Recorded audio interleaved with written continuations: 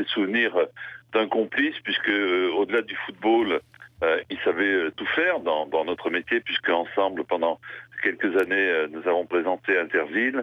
Des souvenirs d'un homme fidèle en amitié, d'un homme drôle, d'un homme franc, direct, qui ne se cassait pas la tête. Bon, parfois, on lui a fait les reproches de certains de ses propos, mais c'est franchement une peine immense, parce que c'était un, comment dirais-je, un homme extrêmement naturel, je vous le disais, et direct, et qui...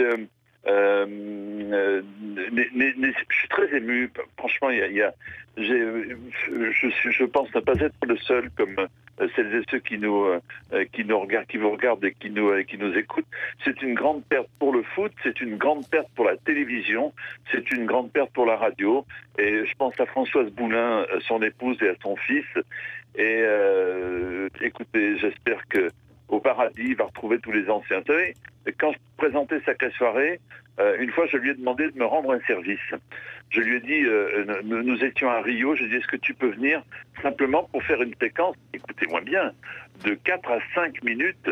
Il a pris l'avion, il a fait 12 heures de vol, il a fait une séquence de 4 à 5 minutes sur le stade mythique de Rio, et il est reparti, tout simplement pour l'amitié. Donc, ne serait-ce que pour ce geste fantastique, je voudrais que chacun d'entre nous évoque avec dignité la mémoire de cet homme.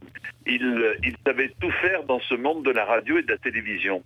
Certes, sa grande spécialité, c'était évidemment le commentaire sportif et le football, mais l'intérêt qu'avait Thierry Roland, c'est qu'il était curieux de tout.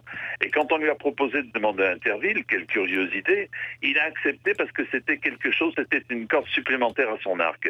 Et c'était l'une de ses grandes qualités. Il savait écouter, il savait regarder, il savait observer, et il savait faire les choses. Dès l'instant qu'il acceptait, si vous voulez, un pari, parce que le pari d'Interville, un journaliste sportif qui devient d'un seul coup comme ça l'animateur d'une grande émission populaire, ça n'est pas aussi simple.